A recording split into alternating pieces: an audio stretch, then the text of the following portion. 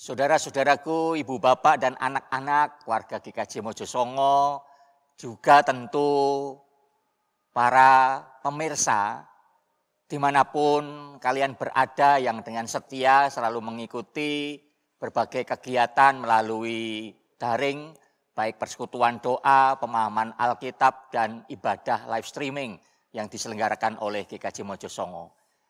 Saat ini kita sudah memasuki pemahaman Alkitab yang kelima, di mana saya saat ini ditemani Ibu Eli. Apa kabar Ibu Eli? Baik, luar biasa. Ini Bu. Baik, luar biasa Ya. Pak Pendeta. Puji Tuhan. Puji Tuhan, Ibu Eli juga sehat, penuh semangat ini Bu Eli ini memang Amin. pelayanannya luar biasa, tidak hanya di GKJ Mojosongo tapi juga di BAKS, yaitu Badan Antar Gereja Kristen Surakarta. Terima kasih Bu Eli boleh hadir dan bersama-sama nanti kita akan melakukan diskusi di dalam pemahaman Alkitab. Ya. Yang berikutnya saya ditemani juga oleh Pak Sugeng. Kados pundi Pak Sugeng kabaripun? Ya, baik, sehat sentosa, Pak. Wah, namanya aja Sugeng Santoso. Jadi sehat dan santoso. Ya, kuat luar biasa. Demikian juga jemaat, kami berdoa tetap sehat, tetap semangat, tetap gembira. Oleh karena itu, mari kita bersama-sama mengikuti pemahaman Alkitab masa Paskah tahun 2021 yang saat ini mengambil tema memandang salib pendamaian, bukan perdamaian tetapi memandang salib pendamaian. Kita akan awali bersama-sama dengan tema ini. Kita akan menyanyi terlebih dahulu, kemudian nanti berdoa. Ketika nanti nyanyi kita lakukan, setelah nyanyi kemudian Bu Eli nyuwun tulung mangke dipimpin dalam doa pembukaan. Mari kita bersama-sama bernyanyi dulu. Kelihatannya tadi Pak Sugeng ya yang berdoa ya, bukan Bu Eli ya? Oh ya, Pak Sugeng, bukan Bu Eli. Bu Eli nanti tugasnya membaca kitab suci. Ya, kita akan ajak jemaat menyanyi lagu kidung Srono Mandeng ing Salib. Ya, nanti teman-teman multimedia bisa membantu dengan syairnya bisa ditampilkan. Srono Mandeng ing Salib tiang dosa gesang tinebus sagung dosa niro.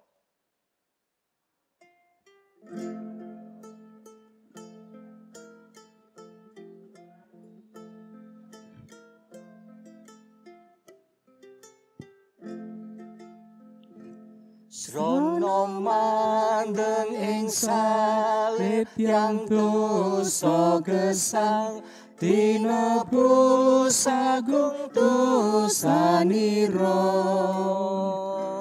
Kecempening Allah kang sinalib ngrembat ngesahaken duraka kita. Swawi ten pandeng srono mandeng ing salib tiang dosa gesang tinebus saking dosa niro. Kita ulangi sekali lagi.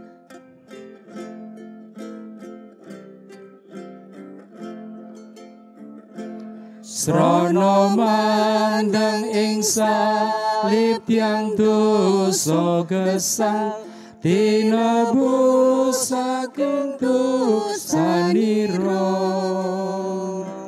Kecempening Allah kang sinalib ngrembat ngesahaken duraka kita. Swawi ten pandeng srono mandeng ing salib tiang dosa gesang tinebus sagung dosa niro. Dari lagu ini kita bisa bersama-sama belajar bagaimana selalu memandang salib. Oleh karena itu sebelum kita akan melanjutkan dalam diskusi dalam pemahaman Alkitab. Kita akan bersama-sama berdoa yang akan dipimpin oleh Bapak Sugeng Santoso. Silahkan. Bapa di dalam surga, kami bersyukur oleh pemeliharaan Tuhan dari hari-hari yang lampau sampai sekarang. Saat ini Tuhan, kami akan belajar dari kebenaran firman-Mu, memandang salib pendamaian. Kami akan menyaksikan betapa Engkau mengasihi kami terlebih dahulu, sehingga kami beroleh keselamatan yang cuma-cuma di dalam Kristus. Bapa, Engkau memberkati pemahaman Alkitab pada saat ini, sehingga kami boleh menerima berkat-Mu melalui topik ini. Dan ini akan menjadi berkat bagi kami, juga para pirsawan yang ada di rumah. Biarlah ini dapat semakin mengingatkan kembali, mengaktualkan kami kembali bahwa kasih Kristus senantiasa ada pada kami. Dan biarlah kami boleh menghargai makna pengorbanan Kristus dengan kami memandang salib. Kami melihat cinta kasih Allah kepada manusia, dan juga kami boleh melihat dan menjadi pelaku firman untuk mengasihi sesama. Bapa di surga, Engkau berkati kami yang saat ini akan membawakan materi atau materi PA pada hari ini. Tuhan berkati kami satu persatu. Engkau berkati Bapak Pendeta Supranjono Eko Raharjo, Engkau berkati kami dan juga Ibu Elizabeth. Semua Tuhan pakai untuk menghadirkan salum dan menjadikan pencerahan di dalam hidup kami melalui topik memandang salib pendamaian. Terima kasih Bapa di sorga, Engkau yang terlebih dahulu mengasihi hidup kami telah berdoa dan mengucap syukur. Haleluya. Amin. Amin. Terima kasih Pak Sugeng yang sudah membawakan doa untuk kita semua. Saudara-saudaraku yang terkasih, perlu saya sampaikan terlebih dahulu, PA atau pemahaman Alkitab masa Prapaskah, sekalipun ini diambil dari materi Adi Yosua, namun kita sepakat dulu bahwa ini nanti tidak hanya untuk para Adi Yosua. Kita sepakat ini juga untuk seluruh anggota keluarga, karena di dalam anggota keluarga di situ ada orang tua, ada anak, bahkan mungkin ada cucu yang diharapkan kemudian bisa bersama-sama mendengarkan. Semoga eyang-eyang bisa menyampaikan hal ini kepada putra wayah melalui YouTube supaya nanti kita bisa menikmati bersama-sama. Mengapa? Ini tidak hanya diperuntukkan bagi Adi Yosua, karena pokok bahasan PA pada saat ini adalah tentang relasi dalam anggota keluarga.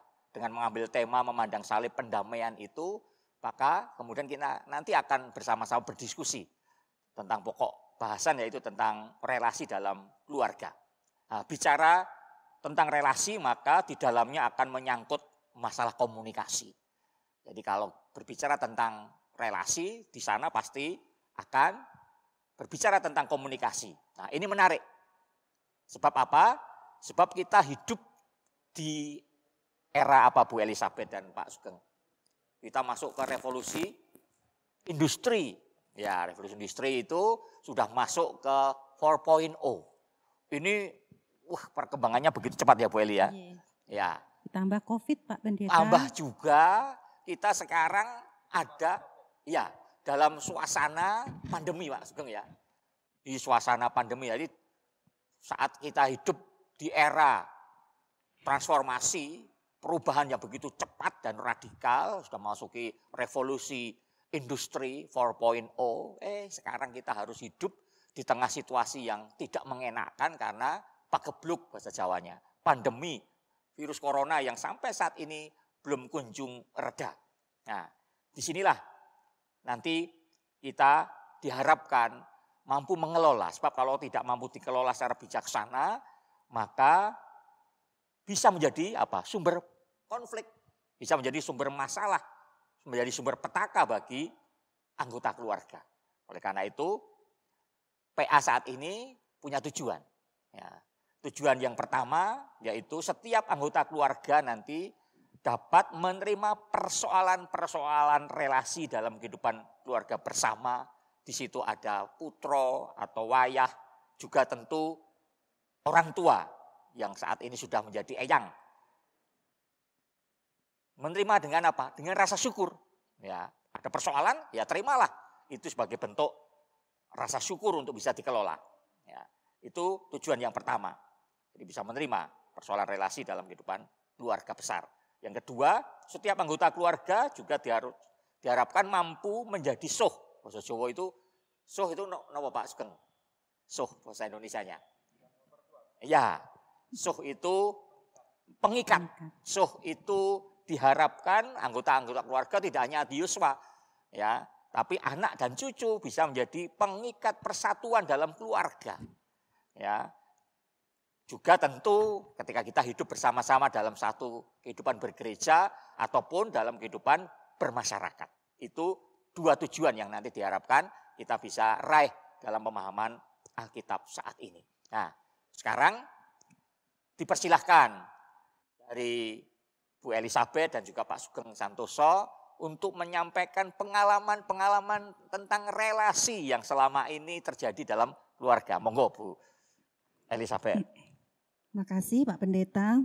Saya mau bercerita tentang saya kebetulan di sini sebagai wakil dari para eyang, eyang putri, eyang kakung. Ya. Sudah jadi ya, eyang ya sekarang punya cucu berapa Ibu? Cucu 3. Wah, udah ya cucu 3. Nah, ini saya mau cerita tentang anak. Ya? Nenek muda Pak. Oh sudah, nenek muda. Anak saya yang kedua, yang kebetulan saat itu tinggal di Batam. Jadi anak-anak saya ini nyun sewu Pak Pendeta itu usia 24 tahun tuh dua-duanya udah pada menikah. Jadi menikah.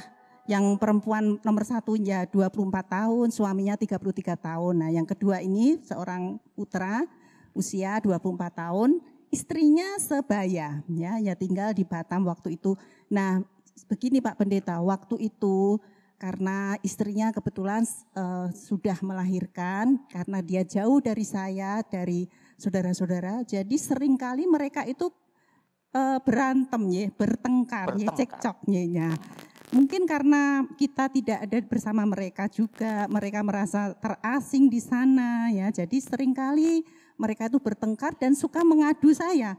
Nah ini yang istri ini kebetulan menantu saya, dia itu suka sekali mengadu. Nah, malah menantu yang mengadu. Menantu itu yang mengadu, anak saya karena dari remaja dia sudah tidak punya ayah, jadi lebih halus ya seperti saya mungkin ya Pak Pendeta.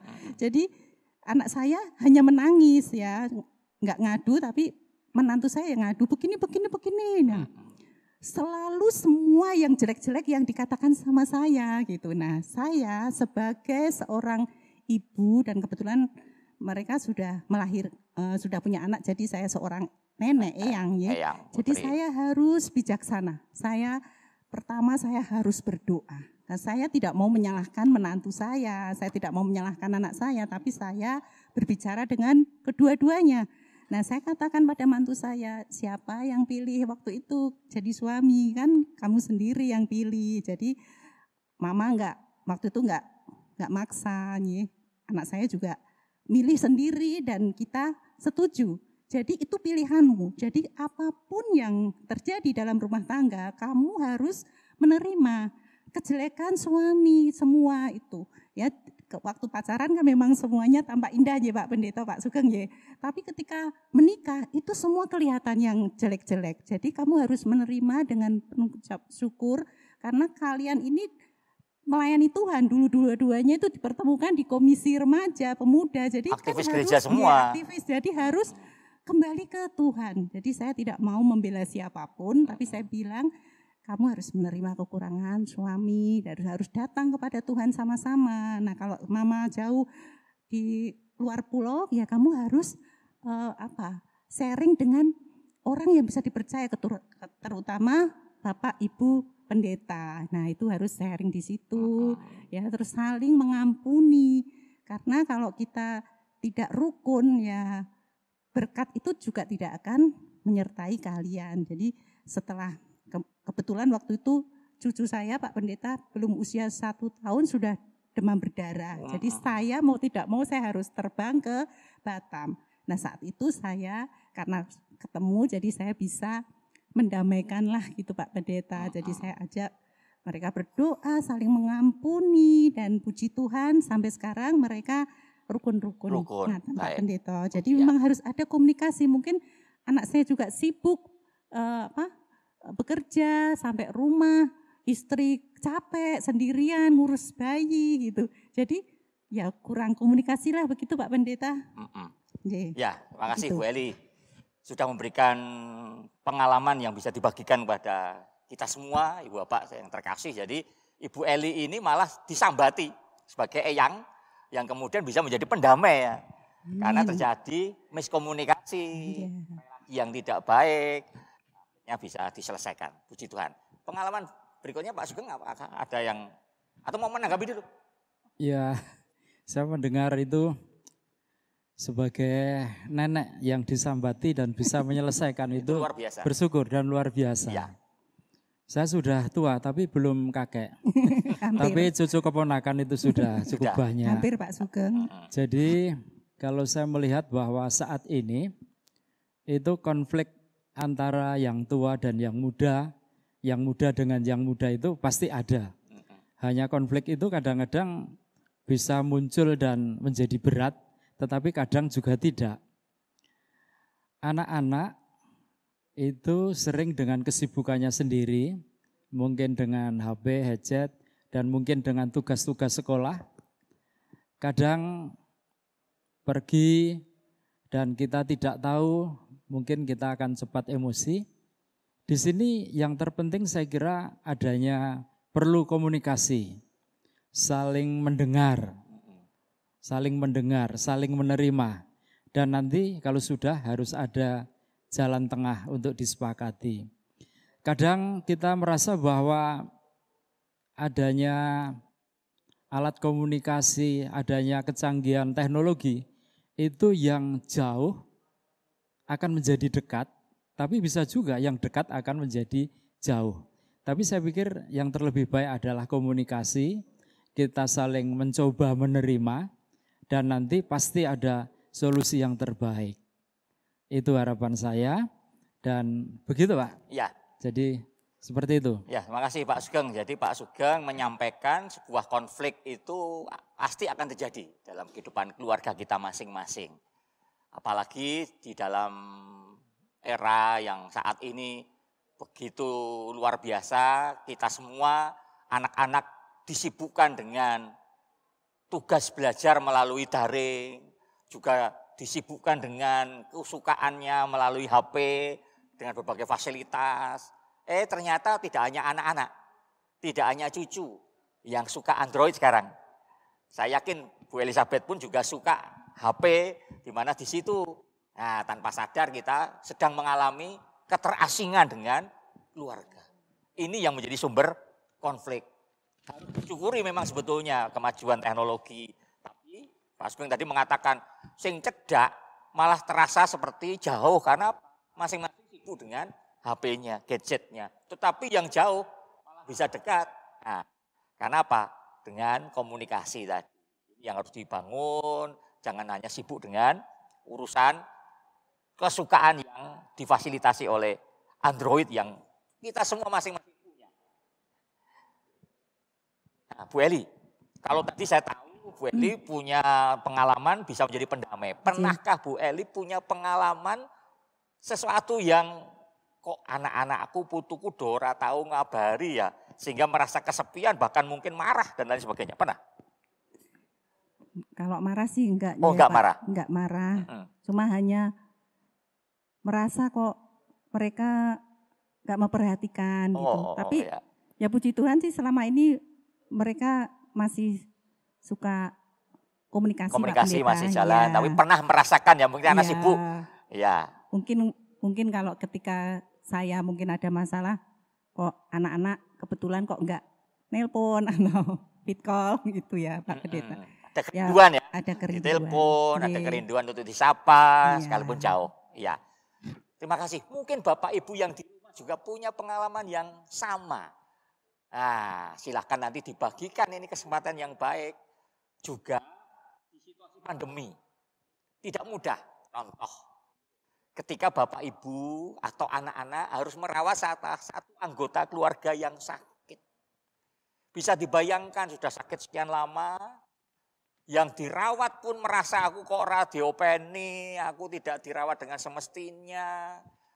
Atau sebaliknya yang merawat itu sudah begitu luar biasa merawat, tetapi harus diakui secara manusiawi sudah mulai, ya tentu tidak bisa dipungkiri lelah.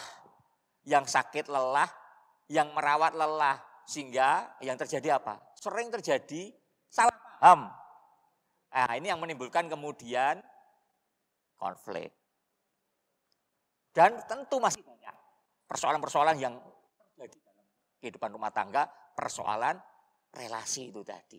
Ada kesunyian di tengah situasi zaman yang seperti ini, tetapi kok ya harus diakui ada suatu ruang gelap, karena selama ini kita hanya hidup dalam dunia maya. Maka kesempatan ketika Bapak Ibu masih punya putra wayah yang ada di rumah, terimalah, syukurilah.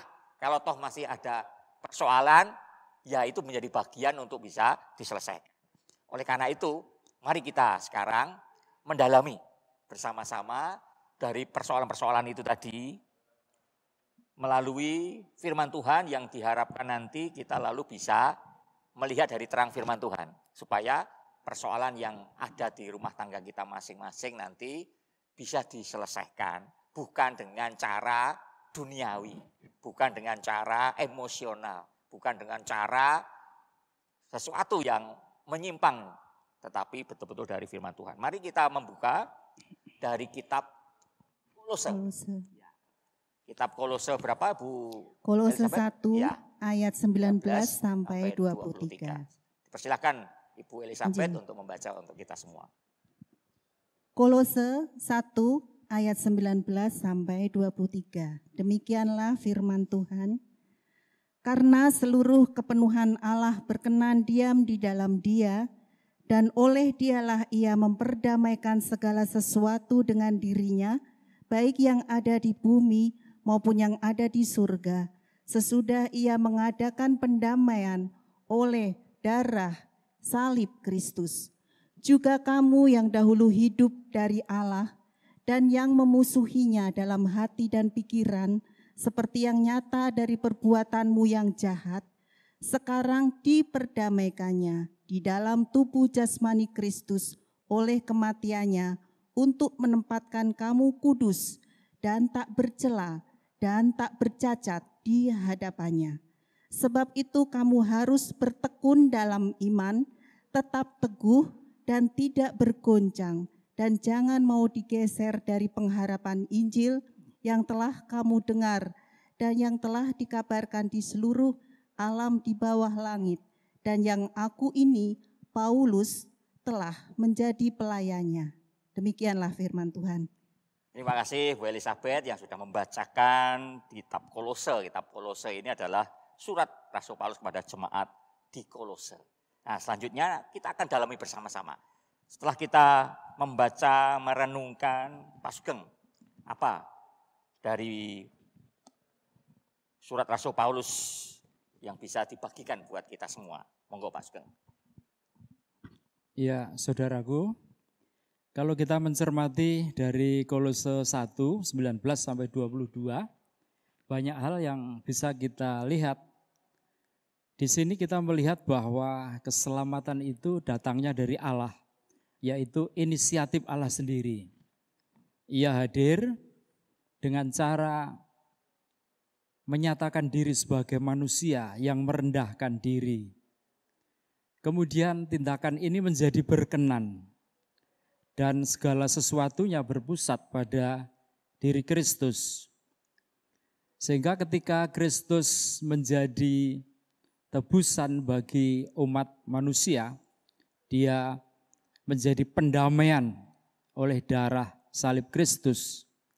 Ini juga merupakan jawaban dan penggenapan Taurat bahwa Kristus telah mengorbankan diri dan menjadi korban dan ia menjadi imam.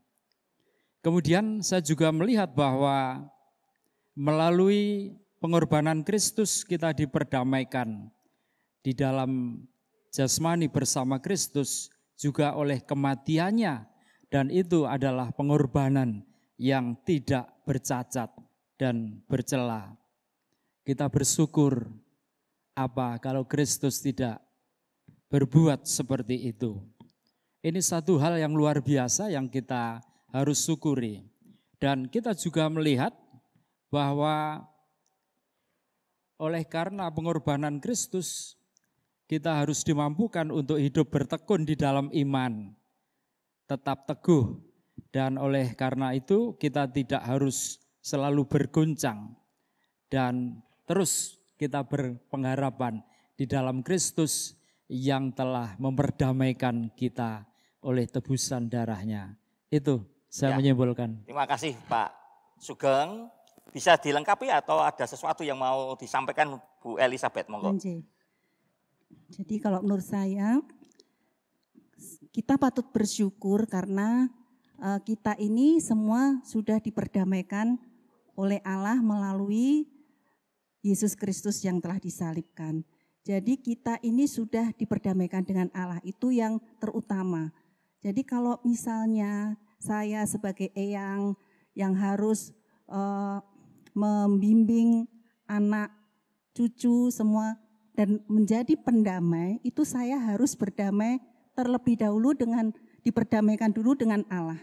Kemudian saya juga harus berdamai dengan diri saya sendiri, karena sebelum kita diperdamaikan dengan Allah, kita ini adalah manusia yang tidak layak, yang banyak sekali dosanya, kekurangan, tetapi setelah diperdamaikan dengan Allah, maka kita merasakan perdamaian itu dan kita bisa berdamai dengan diri kita sendiri. Dan menurut saya kalau kita tidak berdamai dengan diri kita sendiri, kita tidak bisa mendamaikan orang-orang sekitar kita, apalagi sesama kita. Gitu, Pak Pendeta. Ya, terima kasih Bu Elizabeth dan Pak Sugeng. Jadi dari bacaan suci, Rasul Paulus mengingatkan kepada jemaat di Kolose, mengingatkan kepada kita semua, bahwa Allah kita itu bukan hanya Allah yang menciptakan manusia, menciptakan seluruh alam semesta. Tidak juga hanya setelah menciptakan kemudian memelihara. Tapi ternyata Tuhan mau menyelamatkan. Dengan cara apa menyelamatkannya? Ini yang sungguh luar biasa. Menyelamatkannya dengan mau menjadi manusia di dalam diri Yesus. Segala sesuatu sudah dipenuhi. Yang artinya sebetulnya saudara-saudaraku yang terkasih, kita itu sudah diperdamaikan.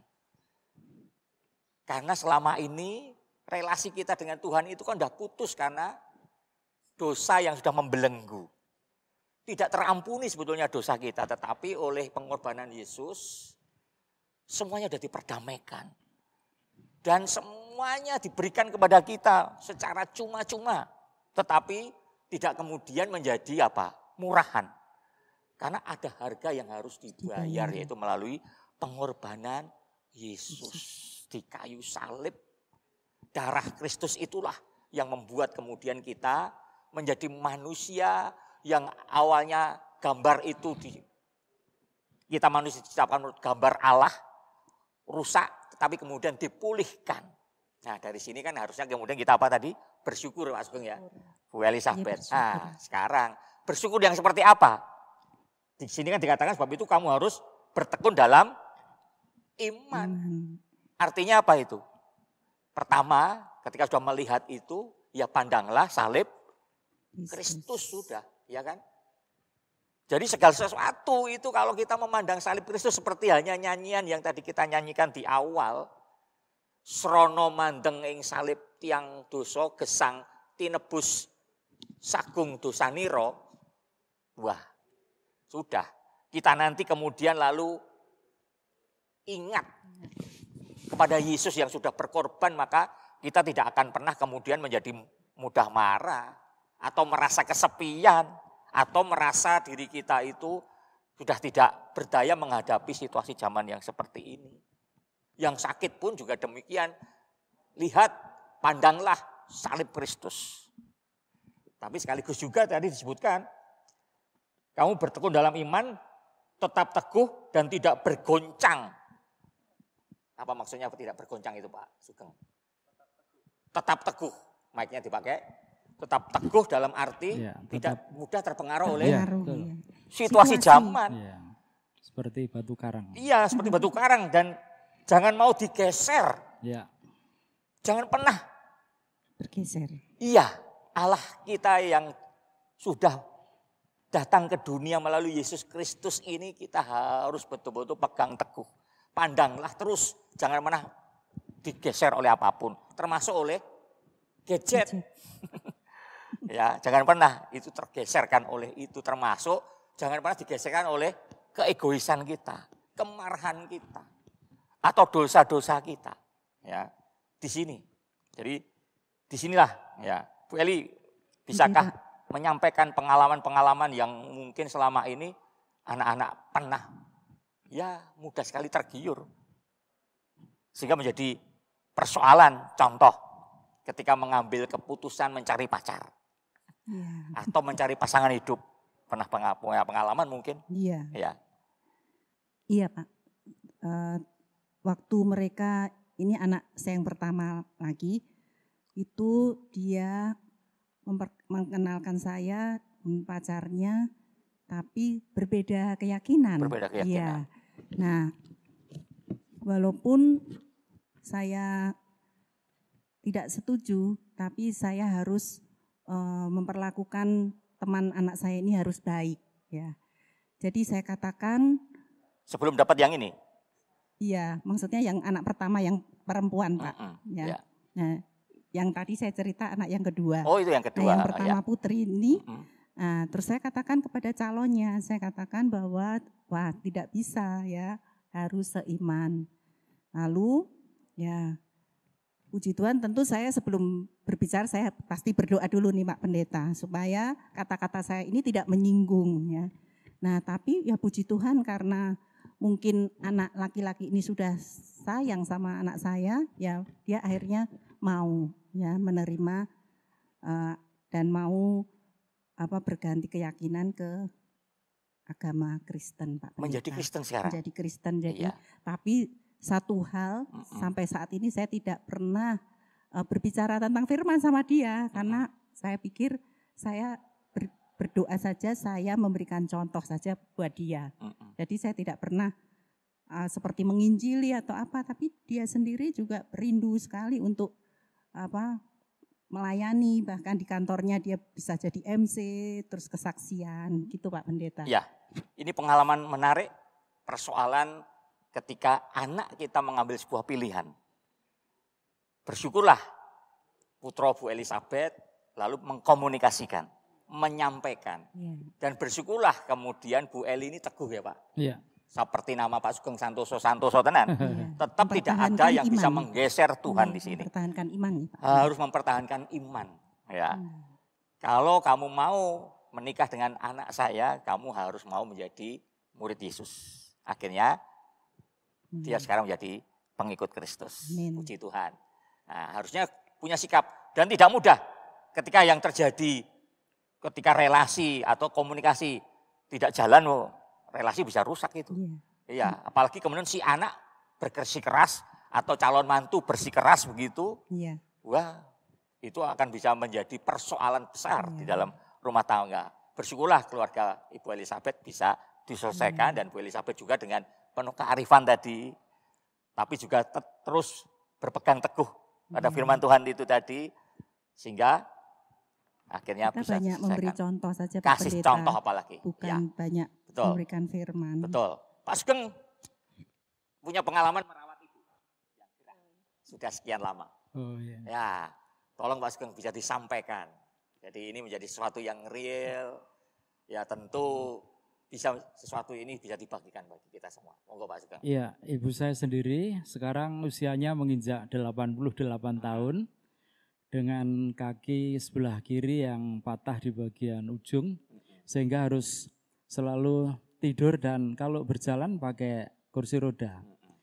Kemudian mertua juga begitu. Sama juga ya kondisi ya. Kondisi di Udah usia lemah, 85 tahun juga harus di tempat tidur terus. Ini kadang dari kedua orang tua ini memang ya kadang sangat merindukan bahwa kita harus hadir dan di saat dia membutuhkan kita harus ada. Dan kita pun juga berusaha untuk seperti itu. Namun selama ini kita sebagai anaknya dan sebagai orang tua bisa memahami.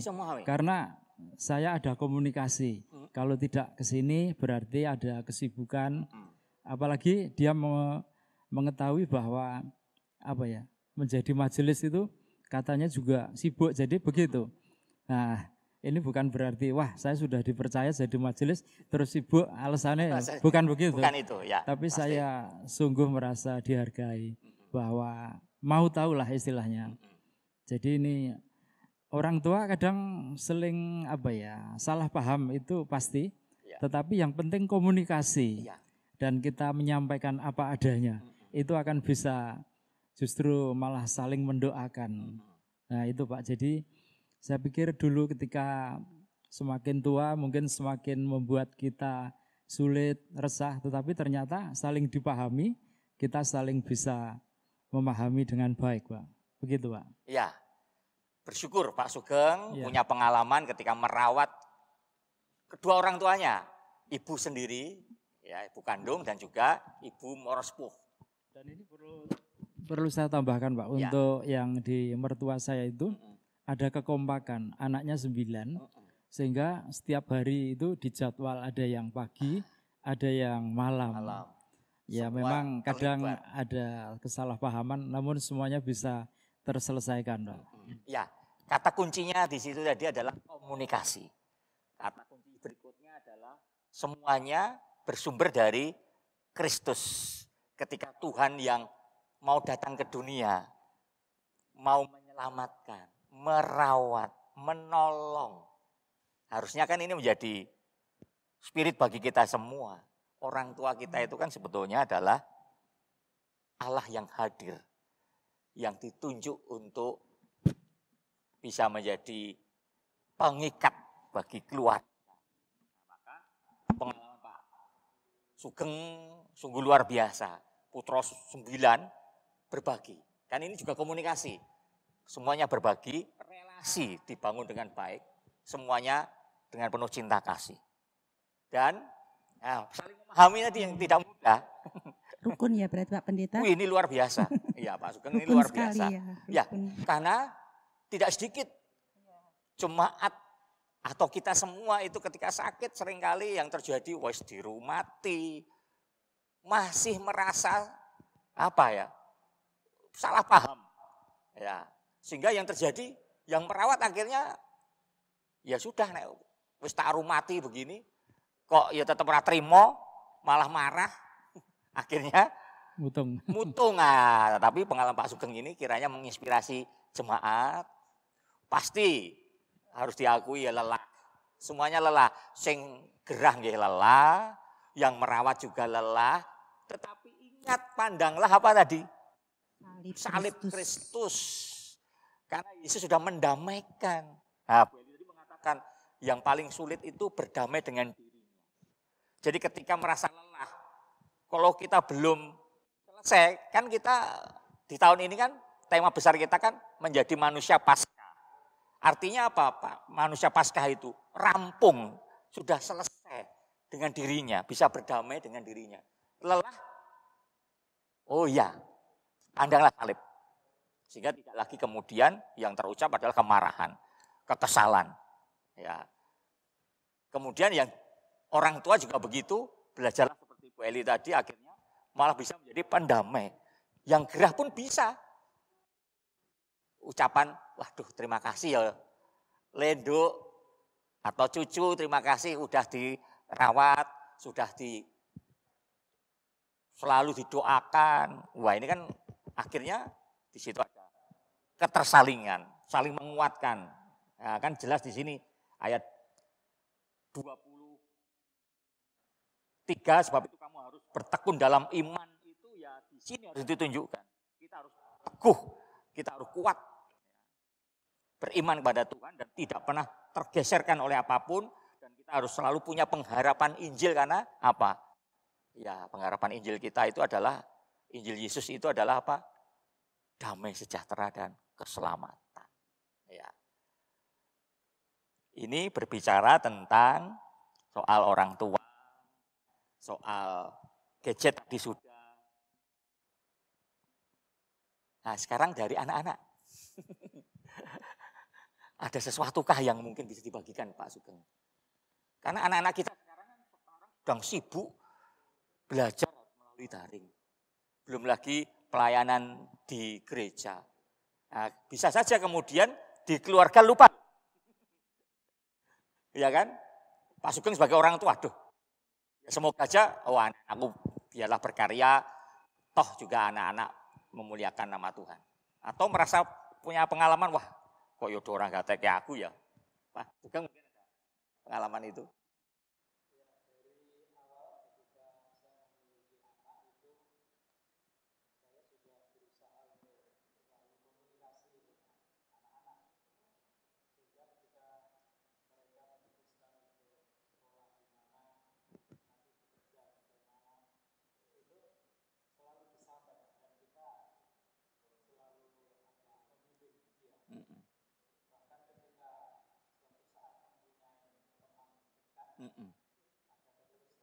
Keterbukaan.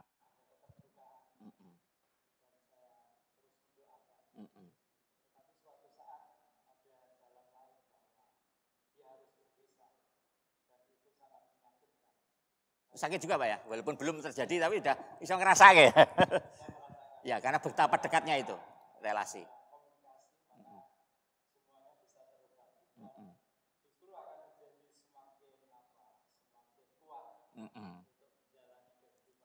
Ya.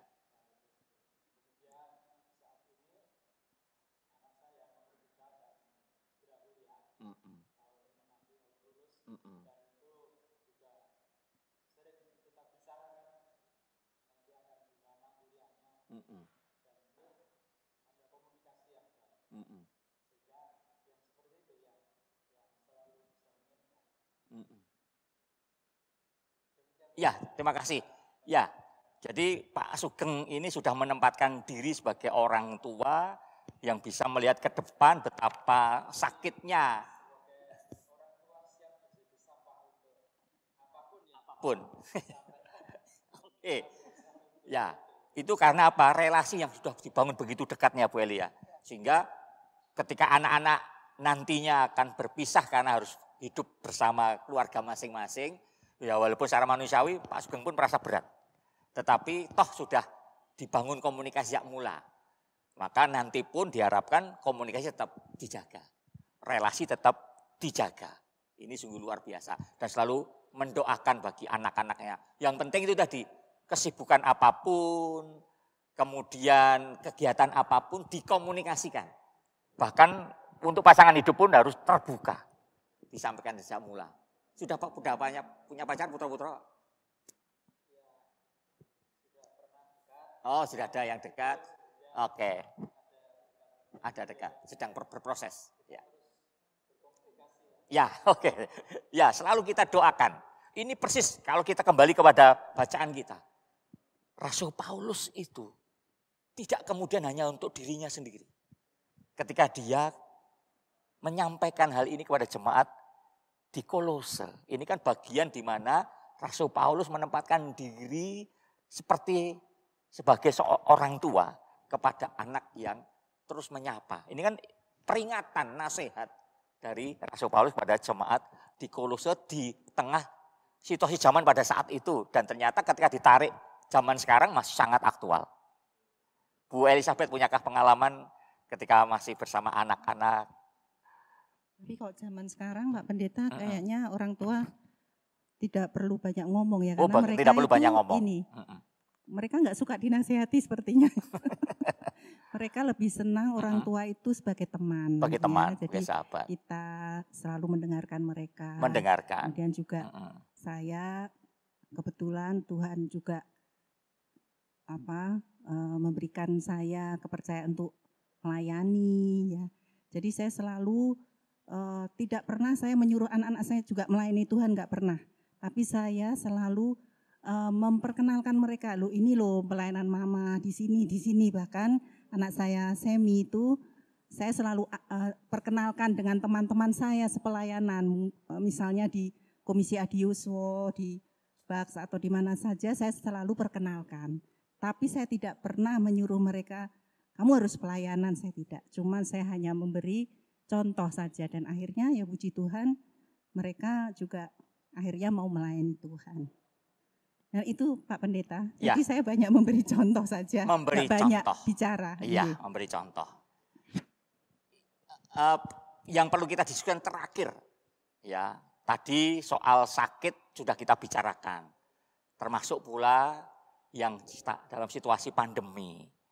Nah, ini kan menjadi suatu hal yang penting supaya di tengah situasi pandemi ini kita harus terus tetap kuat, ya, tetap santoso itu tadi, ya supaya betul-betul kita tidak kehilangan, tidak tergeser, ya hidup kita yang sudah diselamatkan ini jangan pernah digeserkan oleh apapun, termasuk oleh berbagai macam tekanan hidup, persoalan hidup seberat apapun, termasuk pandemi ini. Ada komentar, Pak Sugeng dulu, monggo. Khusus untuk pandemi, baru setelah itu nanti kita closing statement. Ya, untuk pandemi. Jadi untuk pandemi ini memang sudah mewabah seluruh dunia dan negeri kita ini sudah berupaya sedemikian rupa dan akhir-akhir ini semakin membaik.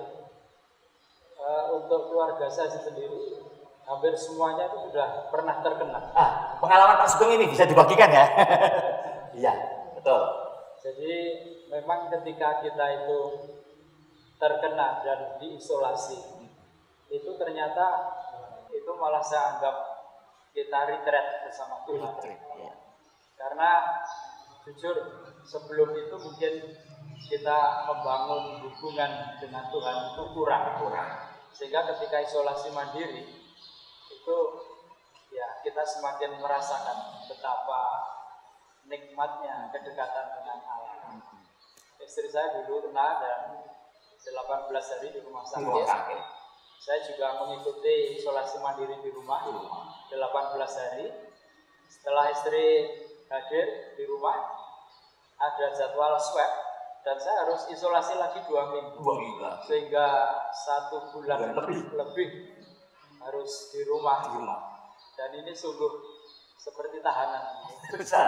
Nah, anak-anak kadang mengeluh. Tetapi justru di dalam keluh kesah itu kita kok malah merasakan semakin dekat, dikuatkan, menjadi listrik dari. Setelah itu ya Nyonya dan kita itu ada komitmen bahwa hidup kita itu hanya sebentar. Dan oleh sebab itu kita harus memanfaatkan hidup ini dengan sebaik-baiknya selagi masih ada kesempatan. Nah ini ternyata Tuhan membangun saya dan keluarga dengan cara seperti itu. Dan itu sungguh saya pikir yang sangat luar biasa. Begitu, Pak. Terima kasih Pak Sugeng. Ini masuk closing statement dari Pak Sugeng karena punya pengalaman ketika keluarga itu mengalami sakit karena COVID. Mungkin mic-nya Pak Sugeng ya? Bisa di-on-kan? Ya, kepecet tadi. Sudah? Ya. Masuk Pak Sugeng? Ya. Ini pengalaman yang baik. Tidak bisa dipungkiri memang saat itu merasakan seperti terpenjara. Tetapi ternyata apa? Ada akhirnya Pak Sugeng bersama istri yang harus dirawat 18 hari di rumah sakit dan anak-anak yang harus isolasi mandiri di rumah. Semakin merasakan kasih Tuhan di tengah keluh kesah itu bahwa Tuhan itu sungguh luar biasa di dalam menolong, di dalam menyelamatkan keluarga ini. Sehingga lalu berkomitmen dari Pak Sugeng tadi, komitmennya apa? Mumpung masih ada kesempatan, berilah yang terbaik karena memang ternyata terbatas segala sesuatunya. Ya. Terima kasih Pak Sugeng sudah memberikan closing statement. Bu Elizabeth. Nah, kalau saya mewakili para adiuswa, mungkin di masa pandemi ini, Pak Pendeta, mungkin sebagai eyang-eyang, mungkin mungkin kiriman dari putra-putra waya mungkin berkurang, atau sebagai suami istri mungkin kondisinya sekarang tidak seperti sebelum COVID. Mungkin secara ekonomi semuanya berkurang, ya. Yang kirimannya mungkin berkurang, atau di dalam rumah tangga itu sendiri juga berkurang, atau mungkin malah nggak ada sama sekali. Jadi kalau menurut saya dengan firman Tuhan saat ini, kita sudah diperdamaikan dengan Tuhan dan kita merasakan kasih Tuhan, maka kita sebaiknya tetap menjaga perdamaian atau kerukunan. Kalau saya sendiri, mungkin kalau misalnya anak saya kurang memberi kiriman, saya tetap bersyukur, ya. Karena berkat itu datang dari mana saja. Jadi yang penting kita tetap rukun. Atau suami istri kalau ada yang kekurangan secara ekonomi juga tetap harus rukun. Ya, saling menopang, saling mendoakan, tetap teguh dalam iman. Karena kita percaya kalau kita semua rukun, berkat itu akan dicurahkan kepada Tuhan dari manapun. Ngaten Pak Pendeta. Ya, terima kasih Bu Elizabeth dan Pak Sugeng. Jadi jelas Bapak Ibu, saudara-saudaraku yang terkasih, dengan kita memandang salib Kristus, maka kita bisa dipakai oleh Tuhan untuk menjadi pemersatu. Dipakai oleh Tuhan untuk bisa menjadi sumber berkat. Meneguhkan iman keluarga. Meneguhkan semangat yang mungkin mulai padam. Bagi yang saat ini Bapak Ibu sedang punya pergumulan, yang saat ini harus terbaring karena sakit, bahkan mungkin ada yang terbaring karena COVID, tetaplah punya pengharapan dan jangan pernah tergeser oleh apapun. Percayalah, Tuhan nanti akan menolong. Tuhan nanti akan memberkati dan akan menyelamatkan kita semua. Seperti halnya PA pada saat ini dengan memandang salib Kristus, Sang Pendamai, maka kita pun nanti akan merasakan hidup dalam perdamaian yang sejati bersama seluruh anggota keluarga, dan nanti kelak di kemudian hari kita pun boleh diperdamaikan bersama Kristus di sorga. Maka ketika Tuhan masih memberikan kesempatan, mari kita jalani dengan penuh rasa syukur. Ambillah pelayanan apapun di dalam keluarga, anak-anak yang saat ini masih harus bekerja keras untuk belajar, bekerjalah, belajarlah dengan tekun dan tataplah pandang Yesus. Maka anak-anak pun akan memberikan kebahagiaan bagi keluarga. Bahkan tidak hanya keluarga panjenengan, masyarakat kanan kiri pun akan merasakan berkat. Sekalipun kita ada di dalam keterbatasan apapun, mungkin ekonomi iya, keterbatasan fisik iya, tetapi percayalah salib Kristus itulah yang akan menguatkan. Tuhan memberkati ibu bapak, anak-anak, dan seluruh jemaat GKJ Mojosongo, dan tentu juga seluruh jemaat dimanapun saudara berada. Saya akan tutup pemahaman Alkitab pada saat ini dengan bersama-sama berdoa. Mari kita berdoa. Kami bersyukur hari ini kami boleh bersama-sama mendalami Alkitab melalui pemahaman Alkitab yang kelima. Ialah kami semua tetap selalu mampu memandang salib Kristus sebagai Sang Pendamai. Supaya hidup kami mampu berdamai, yang paling sulit berdamai dengan diri kami. Ajarlah dan ajarkanlah kami semua ya Tuhan, supaya mampu berdamai dengan diri kami. Dan hidup kami menjadi bermakna di tengah situasi apapun. Dan mampu membangun relasi yang baik, dengan komunikasi yang baik, dengan orang tua, dengan anak, dengan cucu, dengan sahabat, dengan saudara. Terlebih komunikasi dan relasi yang harus kami bangun dengan Kristus, Sang Juru Selamat. Kami menyerahkan hidup dan keluarga kami masing-masing. Kami menyerahkan jemaat dan gereja kami masing-masing, khususnya jemaat GKJ Mojosongo. Berkatilah setiap pelayanan, komisi, dan seluruh fungsionaris gereja. Demikian ya Tuhan, seru doa kami yang kami naikkan hanya di dalam nama Allah Bapa, Putra, dan Roh Kudus. Amin. Tuhan memberkati, sampai jumpa di lain kesempatan.